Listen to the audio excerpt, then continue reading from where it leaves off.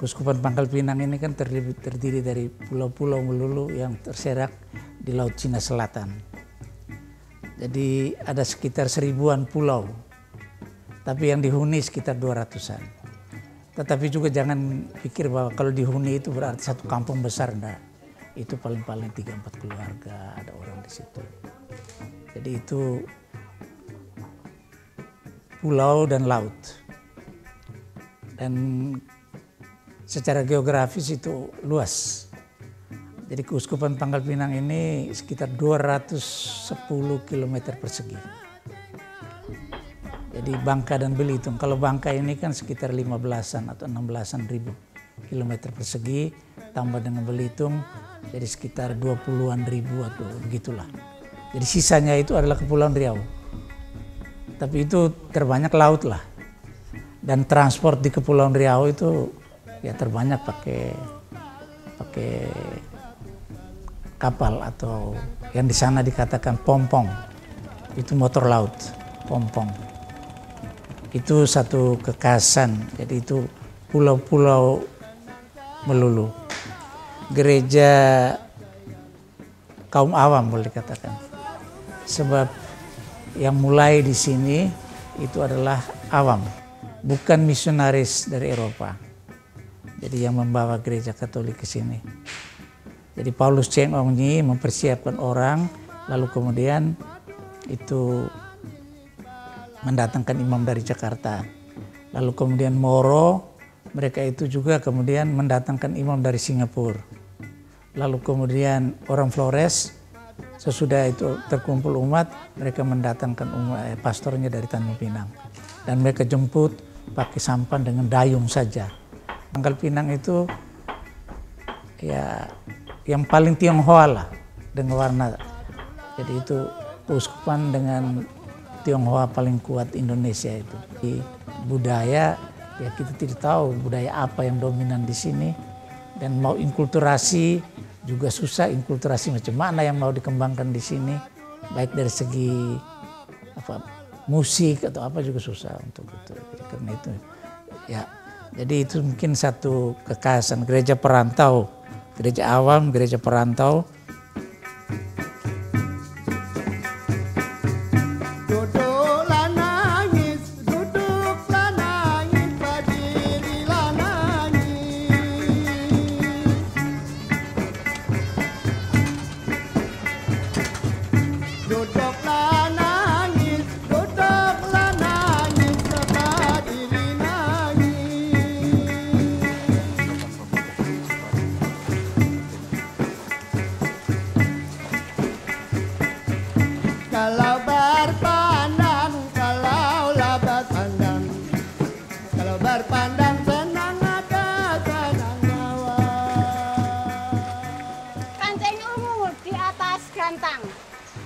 Tertiup angin, jatuh terpelanting.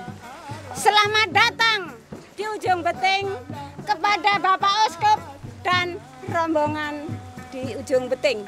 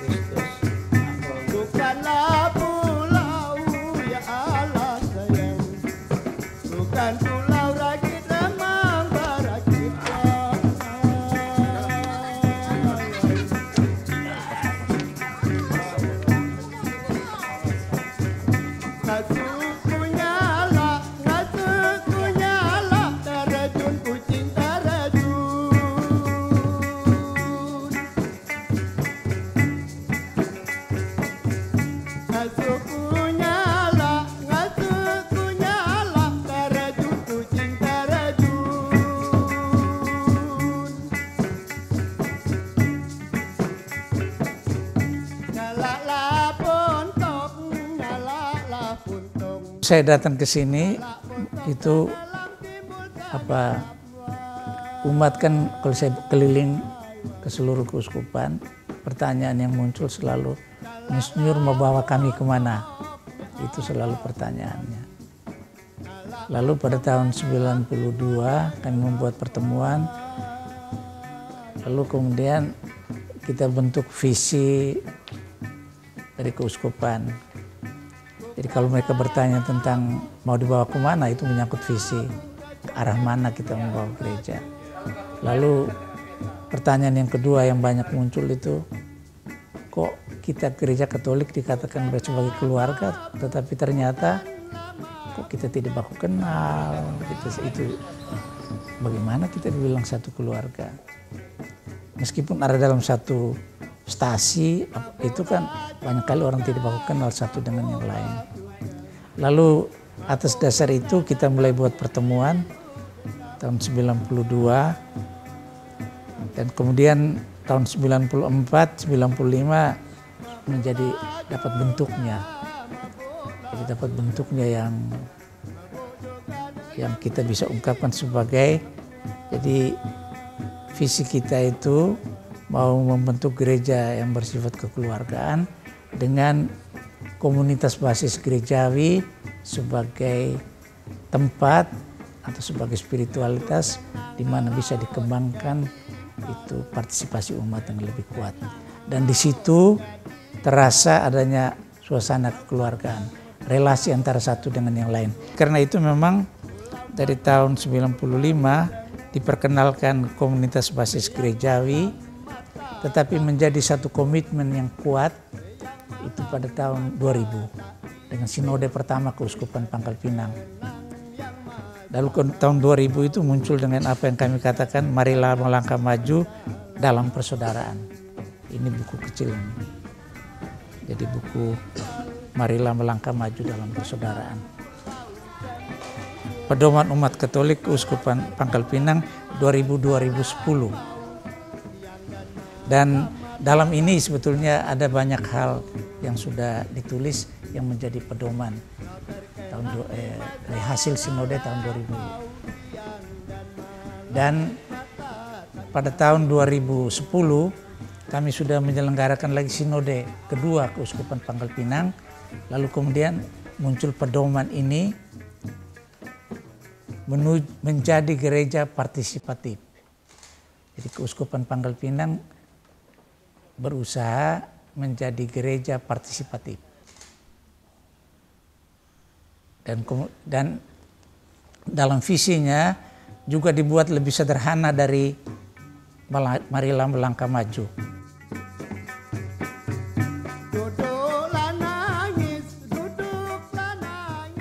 Saya waktu datang ke sini, saya pikir bahwa akan ada masalah berat untuk saya. Saya diambil dari Flores lalu ditempatkan di sini tanpa tidak kenal satu imam pun, satu suster pun, satu awam pun di sini. Di drop begitu saja. Tetapi saya rasa toh saya diterima dan saya bisa kemana-mana, tidak menjadi soal. Dan keuntungan bagi saya adalah bahasa. Di sini tidak ada bahasa yang khusus. Bahasa Melayu itu bahasa Indonesia. Jadi karena itu tidak menjadi kesulitan bagi saya untuk cepat mengadaptasikan diri dengan situasi di sini. Lalu kemudian juga karena di sini di samping Tionghoa banyak orang Flores. Jadi karena itu saya datang ke sini rasanya seperti menemukan kembali orang Flores di sini. Jadi lalu tidak menjadi, terutama di Riau, saya tidak. Karena itu sudah, dan orang Flores membaur dengan orang-orang di sana sehingga kemudian tidak terlalu menjadi sulit. Dari segi umat saya rasa baik dan tidak menjadi satu tantangan yang sangat luar biasa untuk saya.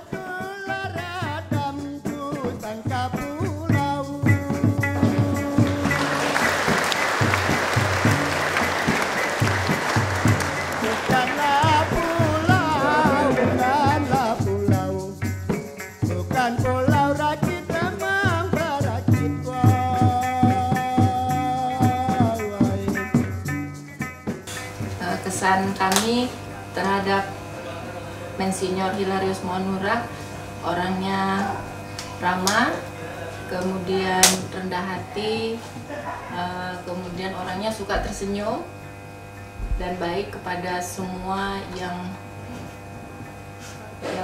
beliau jumpai, dan mewakili umat Stasi Tanjung Uban Santo Fransiskus Xaverius, kami mengucapkan selamat Pesta Imamat dan juga Pesta Perak kepada Bapak Uskup kami yang tercinta. Semoga ke depan Bapak Uskup menjadi seorang gembala yang memberi contoh dan teladan yang baik bagi kami semua, terutama kami umat di Stasi Tanjung Uban. Hai. Selamat bertemu Bapak Uskup. Kami dari Asrama Putri Santa Maria Goretti ingin mengucapkan selamat pesta 25 tahun sebagai uskup dan 40 tahun sebagai imamat. Dan kami Asrama Putri ini sangat menjunjung tinggi usaha dari Bapak Uskup untuk kami semua. Semoga Tuhan selalu memberkati usaha Bapak Uskup dan semoga tetap sehat selalu. Terima kasih, selamat. Mengucapkan selamat ulang tahun Bapak ke-40 dan pesta perak yang ke-25. Semoga Bapak Uskup sehat selalu, banyak umurnya dan sehat dari hasil kami.